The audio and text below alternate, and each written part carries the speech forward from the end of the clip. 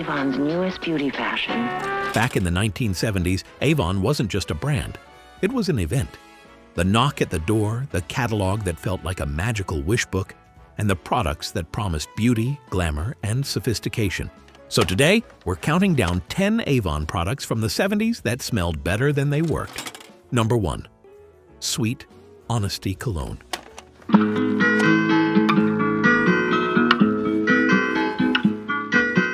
What intrigues a man about a woman? If there was one Avon fragrance that just about everyone's mom, aunt, or babysitter had on her dresser in the 70s, it was Sweet Honesty. The scent was soft and innocent, powdery vanilla with a whisper of baby's breath. Basically bottled wholesomeness. It came in those tall, frosted glass bottles with delicate designs that looked oh so fancy, sitting next to a hairbrush and a can of Aquanet. The problem? Sweet Honesty had the staying power of a bubblegum bubble. You'd spritz it on before school, feel fabulous for about 10 minutes, and by the time you got to homeroom, it was like you'd never worn anything at all. Still, the memory of that sweet, fleeting fragrance is locked in forever for anyone who grew up in the 70s. It was the scent of good girl charm, even if it couldn't last through a single bus ride. Number 2. Skin So Soft Bath. Oil. The world's largest beauty company brings you Skin So Soft. The #1 floating bath oil in America from Avon. We're gonna make you feel beautiful.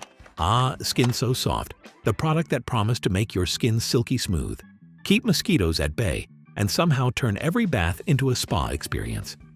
The scent was unmistakable, a slightly herbal, citronella-tinged aroma that somehow felt both outdoorsy and cozy. Mom swore by it, and a splash in the bathtub was considered essential self-care. The problem? It did not behave like ordinary bath oil.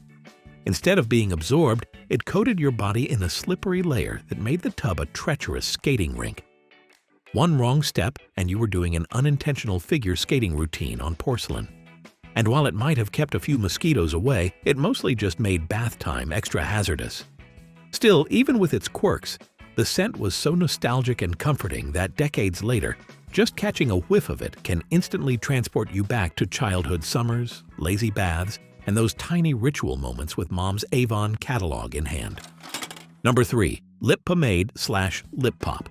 Lip pomade, or lip pop, depending on your catalog, was basically the holy grail of bubblegum-scented glamour for a 1970s kid or teen. It smelled like pure candy and childhood diaries, the kind of scent that made you think, yes, this is sophistication. The packaging was always colorful, fun, and somehow just the right size to tuck into a school backpack or a purse. The problem? As adorable as it was basically wax in a tube. Your lips ended up sticky, dry underneath, and covered in every stray piece of lint in the room. Kiss a notebook, a friend, or worse, a sibling, and you were left with a gooey mess. Yet somehow, that sticky, waxy experience was part of the charm. Every twist of the tube felt like unwrapping a little piece of candy. And for a moment, you forgot that it wasn't actually improving your lips. It just smelled amazing and made you feel grown up. Number 4. Perfumed talc powders. Perfumed talc powders were like a puff of magic in a pastel container. One shake and your skin smelled like a freshly picked bouquet. Roses, violets, a touch of something floral and elegant that made you feel like you were starring in a 1970s romance movie. The packaging was delicate, feminine, and always perfectly displayed on the vanity next to hairbrushes and lipsticks. The problem? One sneeze, one accidental gust of wind, and suddenly the entire bathroom was a cloud of floral dust. It didn't exactly keep you dry or fresh for very long. It was more about the experience than the function. Still, for a kid or teen growing up in that era, spraying a little talc on your wrists or shoulders wasn't just a beauty ritual. It was a way to step into a grown-up world, feel fancy, and enjoy a tiny sensory escape from the school bus, homework, and everyday life. Number 5. Rooster Hand Lotion. Country kitchen line. Ah, the Rooster hand lotion. Truly peak 1970s kitsch. The first thing you noticed wasn't the lotion itself, but the packaging. A charming little rooster perched proudly on the bottle, bright colors, whimsical design. It practically begged to sit on the bathroom counter as decor. Moms and aunts loved it for the novelty, and kids were drawn to it like it was a mini collectible. The problem? The lotion inside rarely lived up to its charming exterior. It was thin, greasy, and sometimes left your hands tacky instead of soft. Yet somehow, it didn't matter. Everyone kept buying it, gifting it, and showing it off. The Rooster became a kind of bathroom mascot, standing guard while the lotion did its minimal work, and decades later, just spotting one of these bottles still instantly brings you back to that era of playful packaging and whimsical scents. Alright, if you've made it this far, you've probably sniffed more Avon samples in your life than you care to admit. So it's time to subscribe. I'll keep bringing back the retro scents and memories. You just hit that button and we'll call it even. And if you're on Facebook, come hang out with us in the Nostalgia Corner. We've got memories, laughs, and probably someone still hoarding a Rooster lotion bottle in their attic. Number 6. Bubble Bath in Novelty Bottles. Avon Bubble Bath, the crown jewel of every catalog order. It didn't matter if you actually liked bubble baths, you had to have these bottles. They came in every shape imaginable. Christmas trees, dolls, clowns, dogs, even little Santas. And half the time, they stuck around as bathroom decor long after the bubbles inside had fizzled out. The scents were delightful: lavender, rose, honeysuckle, just strong enough to make you feel like you were soaking in a floral tea. The problem? The bubbles disappeared before you even sat down. One splash and poof, flat water with a soapy ring around the tub.